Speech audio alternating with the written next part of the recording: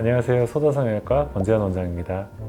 무턱을 개선하기 위한 방법은 여러 가지가 있을 수 있는데요. 가장 손쉽게 선택할 수 있는 방법은 지방이식 필러가 될 거고요. 뼈 수술이 아닌 수술로는 보형물 삽입술이 있을 겁니다. 각각의 시술들이 가지고 있는 장점들도 분명히 있지만 또 가지고 있는 한계들도 분명하기 때문에 그런 시술들을 받아보시다가 모든 것들을 제거하고 뼈 수술을 통해서 무턱을 개선하시려고 하는 분들도 꽤 많으신 상황입니다.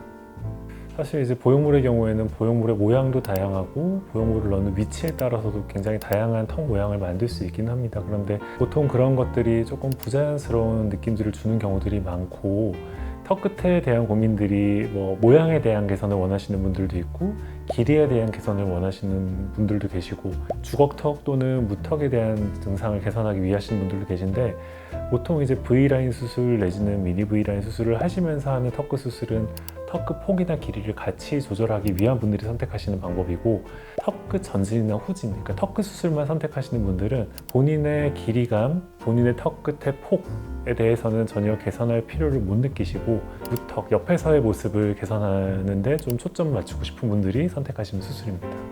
보형물 수술 같은 경우에는 결국은 안에 뭔가를 채워 넣어서 모양을 만드는 수술이기 때문에, 예를 들어 길이가 긴 분들 같은 경우에는 보형물을 넣으면 얼굴이 더 길어지는 방향으로 변화가 생길 수밖에 없거든요.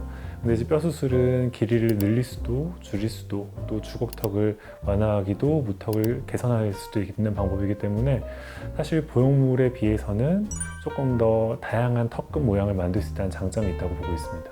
요즘 환자분들의 그 턱끝에 대한 니즈가 굉장히 다양해졌거든요. 뼈의 절제량, 그 다음에 이동량을 잘 조절해서 환자분들이 원하시는 턱끝 모양을 만들 수 있다는데, 보형물보다는 턱끝 수술이 좀 더 큰 장점을 가지고 있습니다. 교과서적으로 생각하는 이상적인 옆라인이라는 게 있거든요. 코끝이랑 턱끝을 연결하는 라인인데, 사실 그 기준에 맞춰서 우리나라 분들을 수술하면 대부분의 분들은 조금 주걱턱이다 내지는 너무, 특히 여성분들 같은 경우에는 너무 남성적이다라고 느끼시는 경우들이 많아요. 그 기준 자체가 서양인의 기준에 맞춰져 있기 때문이거든요. 그래서 우리나라 분들은, 특히 여성분들은 그 기준보다는 확실히 무턱 느낌이 조금 남도록 수술 진행해드리고, 남성분들은 여성분들에 비해서는 조금 더 그 라인에 가까워지도록 전진하는 게 저의 일단 수술적인 기준입니다.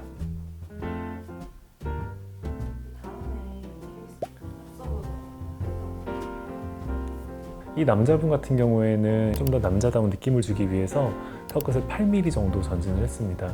이분은 이목구비도 굉장히 좀 잘 생기셨고요. 정면에서 봤을 때 턱 라인 자체의 모양도 크게 문제는 없으셨어요. 단지 너무 무턱이 심하다 보니까 턱에서 목으로 이어지는 라인 자체가 굉장히 좀 불투명하고, 남자분들 같은 경우에는 무턱 증상이 있는 경우에 남자다운 느낌이 조금 떨어지고 인상이 좀 또렷하지 못한 고민들을 가지고 계신 분들이 많으시거든요. 또 한 가지, 이제 턱과 입은 상대적인 위치 관련성을 가지고 있기 때문에 무턱이 있는 분들은 입이 되게 많이 나와 보이고 본인의 이미지를 조금 뚱하다라고 느끼시는 경우들이 많습니다. 그래서 본인의 정면에서의 턱 라인은 가능하면 유지하면서 옆모습 그리고 이미지에 대한 개선을 원하셨던 분이에요. 그래서 이분은 입안 한 군데 절개에서 진행하는 턱끝 전지술만 받으셨고요.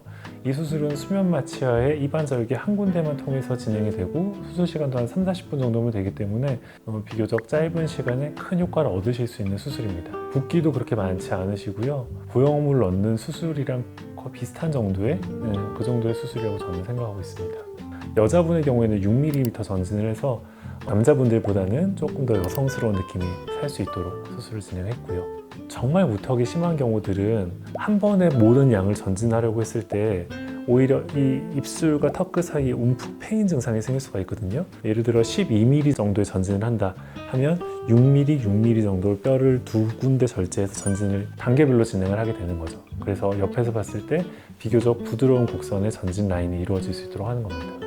수술 시간도 더 많이 걸리고 고정에 필요한 고정핀들도 당연히 더 많이 필요하고요. 뼈의 불안정성이 좀 더 생길 수밖에 없기 때문에 환자분들 입장에서도 조금 더 관리를 잘 해주셔야 되는 면이 있습니다. 턱을 괴는 걸 조심한다거나 충격을 피해 주신다거나요. 실제로 그렇게 전진을 해야 될 정도로 무턱이 심한 경우는 그렇게 많지 않기 때문에 보통 한 단계 전진으로 저는 충분히 좋은 결과를 얻으시는 경우들도 많다고 생각합니다. 네, 오늘은 무턱 개선 케이스에 대한 리뷰를 해봤는데요.